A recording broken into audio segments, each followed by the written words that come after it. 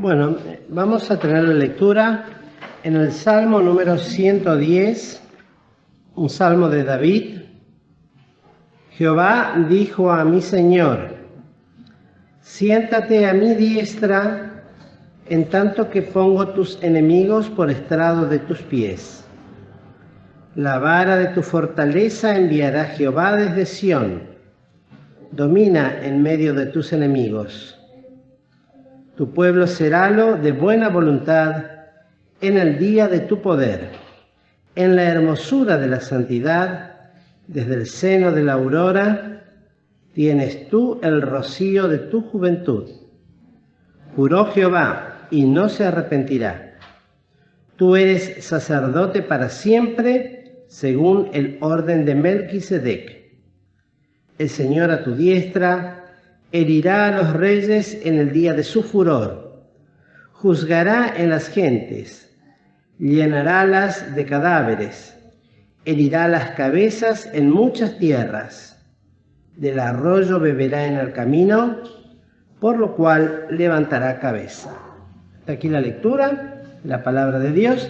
Le damos lugar entonces a nuestro hermano Enrique para que tenga pensamientos introductorios a la cena. Adelante, hermano. Bueno, pienso que todos saben lo que está pasando allí en Medio Oriente y viendo algunos comentarios de algunos, si eran periodistas o algún creyente allí en Israel, preguntaban así en la calle por qué no creían en el Señor Jesucristo. Y había uno que dijo, primeramente dijo que porque no unió al pueblo de Israel. Y me acordé del texto ese de Mateo 23, que dice: Jerusalén, Jerusalén, cuántas veces quise juntarte como la gallina junta a sus polluelos bajo sus alas, y no quisiste. Después, otra de las cosas que decía era que cuando vino el Señor el templo ya estaba edificado. Pero hay varias profecías en relación al templo, pero no al templo físico, material, sino al templo que el Señor quería edificar, que era la iglesia. Y hay en el Antiguo Testamento, después está el apóstol Pablo, hace también, y el mismo Señor Jesucristo, cuando le dijo a Pedro: sobre esta roca edificaré mi iglesia. Después otra, y si lo tengo acá escrito, otra de las cuestiones eran varias. Y me viene a la mente este salmo, que hace toda una serie de profecías que, si bien se refiere más que nada a la obra del Señor Jesucristo hecha en la cruz del Calvario, como él mismo dijo cuando estaba en este mundo y antes de su muerte, y aún después de su muerte, ¿no? Cuando él decía, cuando había una mujer que lo quiso tocar, lo vi en el texto pero no lo anoté, en Juan, cuando lo quiso tocar le dice: no me toques porque aún no estoy glorificado. Y María era, sí, tiene razón. Y el Señor le dice eso, y bueno, nunca profundicé en eso, ¿no? Pero esta vez sí. Y si no hay una explicación lógica, o sea, pero viendo el estudio que tuvimos el domingo pasado de cuando el Espíritu Santo vino para instaurar la iglesia, hablaba, ¿no es cierto?, que la obra del Señor Jesucristo iba a terminar cuando Él ascendiera a los cielos. O sea, ya hizo todo lo anterior. Como decía el himno, vino a este mundo, nació, y la obra de la cruz, y se fue para luego la promesa, ¿no es cierto? Cuando dice: alabanza sublime, los cielos darán cuando vengas, glorioso, victorioso, en potencia desde los cielos. Y bien lo dice acá, ¿no es cierto? Jehová dijo a mi Señor: siéntate a mi diestra. Y pensaba, ¿no es cierto?, el precio que el Señor tuvo que pagar. Es un precio que ya estaba establecido, porque desde el Génesis 3:15, donde ya es la primera y también le llama protoevangelio, ¿no? La primera profecía. Y el apóstol Pedro, en su carta, también dice, lo vamos a leer para que, primera de Pedro, capítulo 1.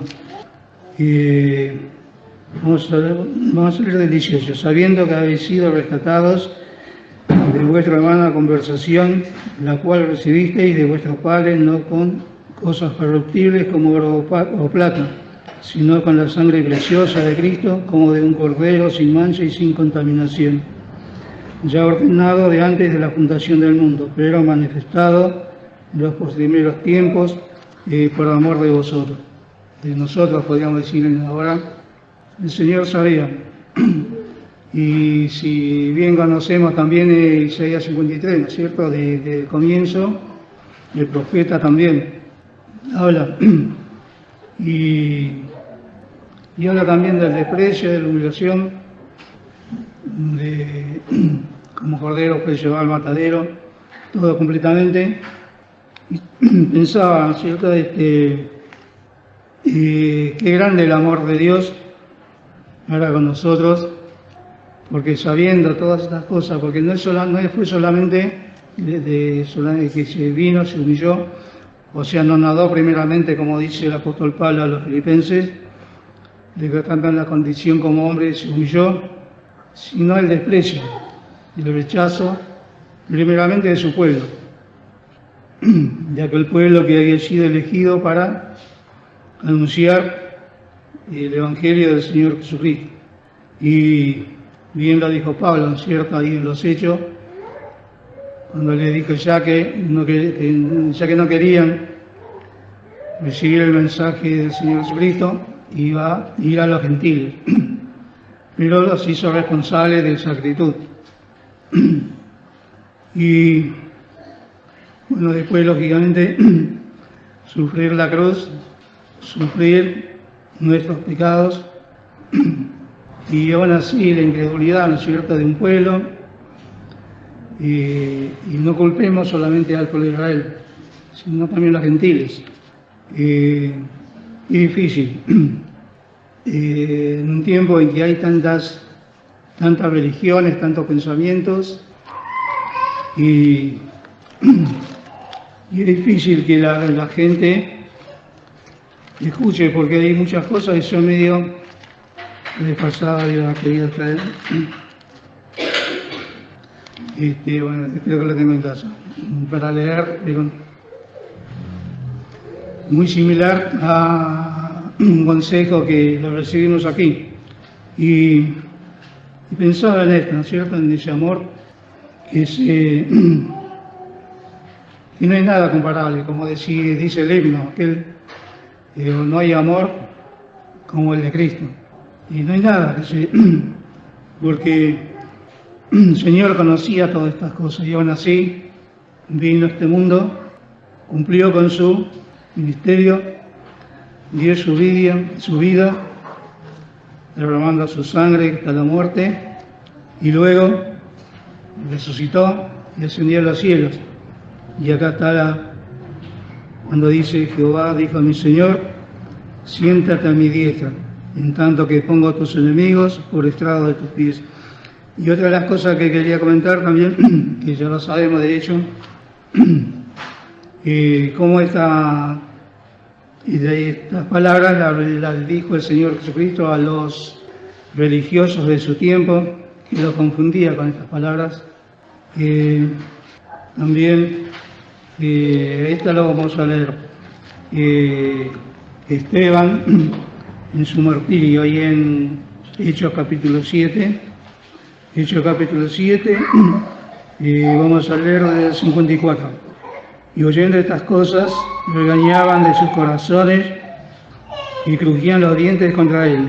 Mas él, estando lleno de Espíritu Santo, puestos los ojos en el cielo, vio la gloria de Dios y a Jesús que estaba a la diestra de Dios. Y dijo: de aquí veo los cielos abiertos y al Hijo del Hombre que está a la diestra de Dios. Entonces, dando grandes voces, se taparon sus oídos y arremetieron unánimes contra él. Echándolos fuera de la ciudad, la apedreaban Los testigos pusieron sus vestidos a los pies de un mancebo que se llamaba Saulo, y apedrearon a Esteban, invocando a él y diciendo: Señor Jesús, recibe mi espíritu. Y puesto de rodillas, clamó a gran voz: Señor, no les imputes este pecado. Y habiendo dicho esto, durmió. Qué fortaleza y qué seguridad, ¿no es cierto?, también la de Esteban. Y otra cosa que también había escuchado de allá de Israel, se acercó a otra persona y le preguntó si creía en el Señor Jesucristo. Y le dice: venga, vamos a un lugar aparte. Y dice: ojo, cuando hace estos comentarios acá, porque dice va a cargar mucha sangre. Y me llamó la atención. Entonces, bueno, en cierto modo también es una alegría, porque se ve que hay algunos creyentes también. Allí, si bien están escondidos, así que hasta ese punto llegó este lugar. Y otro comentario que también había escuchado: el día anterior a lo que sucedió, estaban armando unos equipos para predicar ahí en Jerusalén. Vino la gente, destruyó todo y los echó. Y después se fueron allá al desierto donde pasó lo que pasó. Y decía esta persona que comentaba que fue un castigo de Dios. Bueno, el Señor sabe. La cuestión es eso. Y bien, decía entonces: en tanto que pongo tus enemigos por estrado de tus pies. Y pensaba también en este hecho: el Señor no está a la diestra de Dios descansando, sino que está trabajando, mirando hacia la tierra, mirando a su pueblo, intercediendo, abogando. Y así lo decía el apóstol Juan, ¿no es cierto?, ahí en San Juan, en primera de Juan, capítulo 2. Vamos a leer para cuando dice que si hubiéramos pecado, capítulo 2, versículo 1. Hijitos míos, estas cosas os escribo para que no pequéis, y si alguno hubiere pecado, abogado tenemos para con el Padre, a Jesucristo el justo. El apóstol Pablo le decía también a Timoteo, allí en 1 Timoteo capítulo 2, que es el mediador entre Dios y los hombres. Entonces, está obrando también por su pueblo, por sus redimidos, y pensaba también que es un privilegio, ¿no es cierto?, el hecho de hacer memoria de su obra en la cruz del Calvario, porque estamos salvados, porque si no fuéramos salvados no estaríamos recordando estas cosas. En el versículo 2 nos habla de la vara de tu fortaleza, enviará Jehová desde Sión, domina en medio de tus enemigos. Y hay un salmo también, el Salmo 48 creo que es, Salmo 48, y vamos a leer un texto, el versículo 2. La hermosa provincia, el gozo de toda la tierra, es el monte de Sión, a los lados del Aquilón, la ciudad del gran rey. Y en el Salmo 50 dice el versículo 1, el Dios de dioses, Jehová ha hablado, y convocado a la tierra desde el nacimiento del sol hasta donde se pone. De Sión, perfección de hermosura, a Dios resplandecido. Vendrá nuestro Dios y no callará.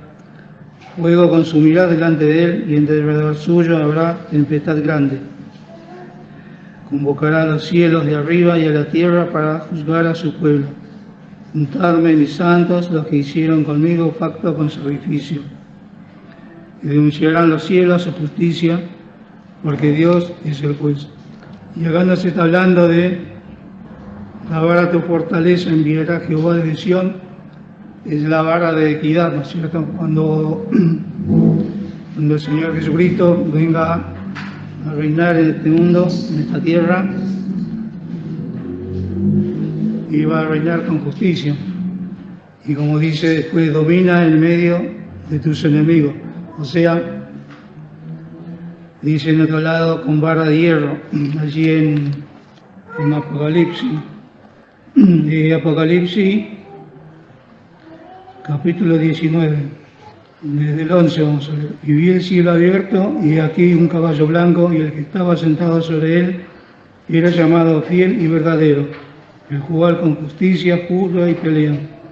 Y sus ojos eran como llama de fuego, y había en su cabeza muchas diademas, y tenía un nombre escrito que ninguno entendía, sino él mismo. Y estaba vestido de una ropa teñida en sangre, y su verbo y su nombre es llamado el Verbo de Dios. Y los ejércitos que están en el cielo le seguían en caballos blancos, vestidos de lino finísimo, blanco y limpio, y de su boca sale una espada aguda para herir con ella a las gentes, y él lo regirá con vara de hierro, y el piso le agarra el vino del furor de la ira del Dios Todopoderoso. Y en su vestidura y en su muslo tiene escrito este nombre: Rey de Reyes y Señor de Señores. Y todas estas cosas están para, no se realizaron todavía, pero sí en el gobierno, en el reino milenial, que es donde va a gobernar nuestro Señor Jesucristo. Y con este acontecimiento allí de Israel, realmente vamos a ver cómo siguen los acontecimientos, porque se tiene miedo de que que el conflicto se haga más grande. Así que tenemos que tener los ojos abiertos también en este aspecto. Y luego en el versículo 3, tu pueblo será lo de buena voluntad en el día de tu poder, en la hermosura de la santidad desde el seno de la aurora. Tienes tú el rocío de tu juventud. Y esto también un acontecimiento en el gobierno del Señor Jesucristo, y donde el pueblo de Israel se va a convertir de esta manera, ¿no es cierto? Dice, tu pueblo será lo de buena voluntad en el día de tu poder. Y me llamó la atención un comentario que no recuerdo si fue un audio que me mandaron o si lo vi en YouTube. Que había un judío que no entendía por qué nosotros somos tan... Porque dice, ellos son muy efusivos. Cuando pase esto, cuando el pueblo de Israel se convierta en su totalidad, dice, no encontré el texto, cuando dice que 7 o 10 personas se van a colgar de los brazos de un judío para escuchar el mensaje del Evangelio. No recuerdo el texto, pero es impactante, ¿no es cierto? Porque uno de los judíos, así pasó cuando se inauguró la iglesia, había 120 en el aposento alto, y a la venida del Espíritu Santo y la predicación de Pedro se convirtieron 3.000 personas.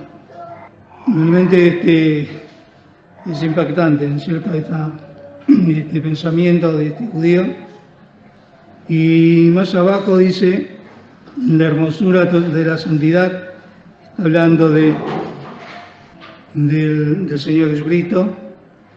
Y pensaba, ¿no es cierto?, no sé si, creo no estar equivocado, pero si estoy equivocado me lo dicen. Cuando habla de la hermosura, cuando habla desde el seno de la aurora, está hablando del nacimiento de algo. O sea, que la santidad en el Señor Jesucristo estuvo siempre. Y luego dice, tienes tú el rocío de tu juventud. Y me acordaba en el Edén, antes del diluvio, que las plantas se regaban con el rocío que caía del cielo. Y acá también, cuando dice, tienes el rocío de tu juventud, es el Señor Jesucristo que no tiene edad, que no tiene ni principio ni fin. Y luego un texto que también está en el Nuevo Testamento, cuando dice, Jehová juró y no se arrepentirá, tú eres sacerdote para siempre, según el orden de Melquisedec. Y si bien este sacerdote de Melquisedec es un misterio como también, porque no tiene ni principio ni fin. Pero también está como ejemplo del Señor Jesucristo, que cumplió el oficio de sacerdote, cumplió el oficio de rey y cumplió el oficio de profeta. Otra de las cosas, ahora hablando de profeta. Y otro de los temas que hablaba este judío por lo que no creía en el Señor Jesucristo, era que la profecía era que iba a ser hijo de David. Pero él no fue hijo de David, sino que fue engendrado por el Espíritu Santo. Y es verdad, pero María era de la genealogía de David. Y bueno, esas son las cosas que decía este hombre, por las cuales era incrédulo. Pero siguiendo con el versículo 4 que dice: juró Jehová y no se arrepentirá. Y bien sabemos que todo lo que fue establecido, y aún como decía el apóstol Pedro, de antes de la fundación del mundo, todo se cumplió. Se cumplió y se va a cumplir lo que falta. Pensaba también cómo se complica un texto cuando se habla todo en figura. Bien lo decía el apóstol Pablo, lo decían los hebreos, que todas las cosas del sacerdocio eran en figura de la obra del Señor Jesucristo. Y acá también hay muchas cuestiones en figura, y eso nos obliga, ¿no es cierto?, a profundizar, a estudiar, a no ser, ¿cómo se dice cuando uno es? Que el Señor nos ayude en este aspecto, me ayude. Tenemos tantos pajaritos en la cabeza que todo lo que el Señor prometió se va a cumplir. Se oponga a quien se oponga, se va a cumplir. Y es bueno que conozcamos estas cosas para poder hablar. Porque, como decía el Señor Jesucristo a los discípulos, no me acuerdo bien, pero decía que los hijos de las tinieblas eran más astutos que los hijos de luz. Más sagaces. Entonces es un llamado de atención también para nosotros, porque ellos están a la expectativa de muchas cosas en las cuales nosotros no nos sentimos cómodos con. Y bueno, pero que el Señor nos ayude para que podamos introducir en estas cosas para que no nos sean ocultas a nosotros, para que podamos dar testimonio de estas cosas. Y lo digo por mí mismo, ¿cierto? Porque ¿cuándo fue esta semana? Me crucé con un muchacho que siempre nos saludaba así de pasada, y bueno, se paró y empezamos a conversar. Y me dijo que era ateo, pero a la vez me invitó a que lo visite. Y de hecho también lo invité para la fiesta de Navidad, ¿no es cierto? A ver si lo tengo que ir a visitarlo y hablar. Y eso me llamó la atención, que siendo ateo y sabiendo, ahora sabiendo que soy creyente, pero que el Señor pueda usar para que le pueda hablar y que pueda entender en cuanto al Señor Jesucristo. El Señor nos bendiga.